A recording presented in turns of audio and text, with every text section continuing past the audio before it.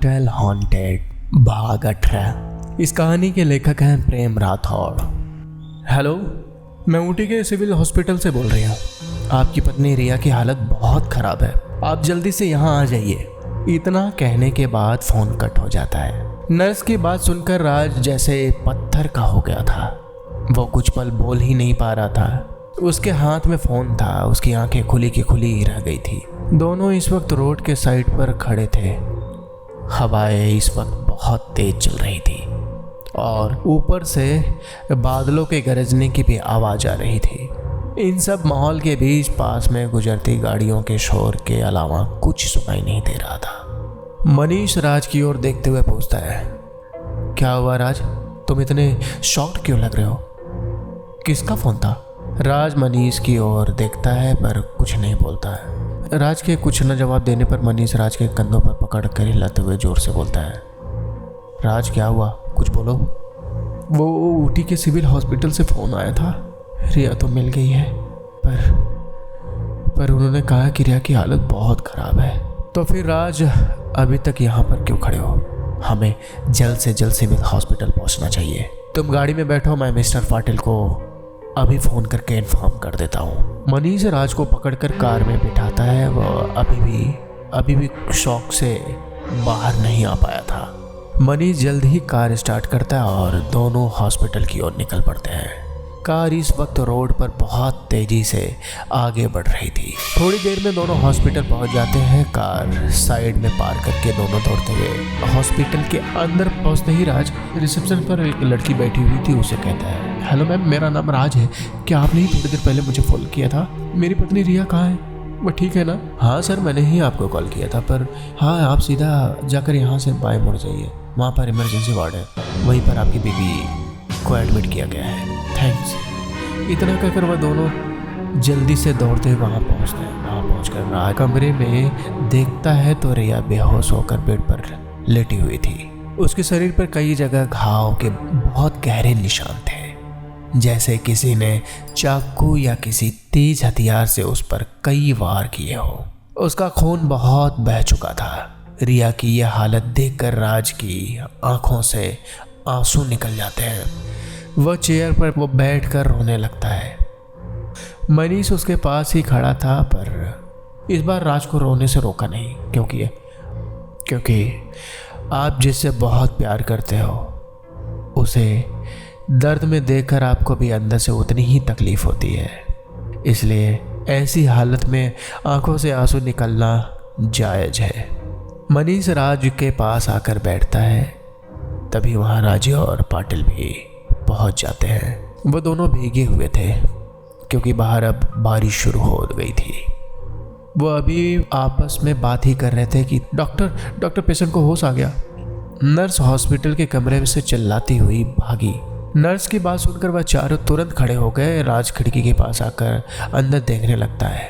वह देखता है तो रिया ने अपनी आंखें खोल दी थी और वो इधर उधर देख रही थी। तभी रिया की नज़र राज पर पड़ती है और उसके चेहरे पर हल्की सी मुस्कान आती है। वहाँ राज की ओर अपना हाथ बढ़ाती है और जैसे वह उसे अपने पास बुलाने का इशारा कर रही हो। रिया को देखकर राज की खुशी का ठिकाना नहीं रहता। वह भी दौड़कर अंदर जाने ही वाला था कि तभी रिया की सांसें तेज चलने लगती है। उसे देखकर ऐसा लग रहा था जैसे उसे सांस लेने में तकलीफ हो रही थी। रिया की हालत देखकर राज दौड़कर उसके पास पहुंचता है। उसके साथ पीछे पीछे मनीष और राजू भी अंदर चले जाते हैं। रिया, ये क्या हो रहा है तुम्हें? तुम्हारी हालत कैसे हुई? वैसे तो इस वक्त राज के मन में कई सवाल चल रहे थे। रिया की हालत के चलते किसी सवाल का जवाब नहीं मिल रहा था। रिया बेड पर पड़े पड़े जोर जोर से सांसें ले रही थी। तभी वहाँ पर डॉक्टर और नर्स पहुँच जाते हैं। डॉक्टर देखिए ना, रिया को क्या हो रहा है? राज डॉक्टर को देखते हुए कहता है। रिया की धड़कन इस वक्त तेज चल रही थी। हैरानी की बात तो यह थी कि उसे ऑक्सीजन मास्क लगा हुआ था, फिर भी उसे सांस लेने में इतनी तकलीफ हो रही थी। बिना पानी की मछली की तरह छटपटा रही थी। उसके हाथ और पैरों के हिलाने की वजह से स्टिच खुल गए थे और उसमें से लगातार खून बहता जा रहा था। नर्स, जल्दी इंजेक्शन लाओ, डॉक्टर चिल्लाते हुए नर्स की ओर देखते हुए कहता है। नर्स तुरंत ही इंजेक्शन डॉक्टर के हाथ में रख देती है, पर जैसे ही डॉक्टर रिया को इंजेक्शन लगाने वाला था कि तभी वह देखता है कि रिया को जो ब्लड की बोतल चढ़ रही थी वह पूरा काला हो चुका था। और अजीब बात तो यह थी कि वह बोतल खाली होने की जगह रिया के खून से भरता ही जा रहा था। वह इतना भरता जा रहा था कि खून के प्रेशर से वह बोतल पूरी तरह फट जाता है और पूरा फर्श खून से लिपट जाता है।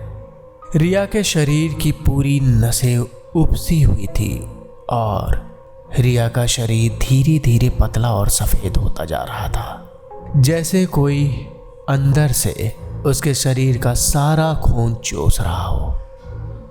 रिया इस दर्द को बर्दाश्त नहीं कर पा रही थी।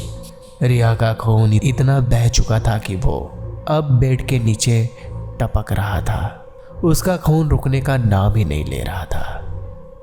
राज इस वक्त रिया का बस हाथ थामे खड़ा था। आप लोग कुछ कीजिए, चिल्लाते हुए राजू बिलक कर रोने लगता है। उसकी यह चीख पूरे कॉरिडोर में गूंजती है। डॉक्टर को भी रिया की हालत को देखकर समझ में नहीं आ रहा था कि क्या करे, क्योंकि ऐसा केस उसने आज तक नहीं देखा था। तभी रिया की बॉडी आगे से थोड़ी ऊपर होती है और जोर से उठती है और एक साथ बेड पर जाके गिरती है। रिया की बॉडी को एक झटका सा लगता है। उसकी आंखें और मुंह से खून निकल रहा था और उसका पूरा शरीर ठंडा पड़ गया था, क्योंकि रिया की मौत हो चुकी थी। तभी राज जोर से चिल्लाता है, रिया! इस आवाज के साथ पूरे कमरे में सन्नाटा छा जाता है। बाहर पड़ रही बारिश और बादलों के गरजने की आवाज कमरे में सुनाई देती है। अब आगे क्या होने वाला है, जानने के लिए सुने कहानी का अगला भाग। यदि यह कहानी आपको पसंद आ रही है तो हमें कमेंट के द्वारा ज़रूर बताएं। साथ ही हमारे चैनल को सब्सक्राइब कर दें।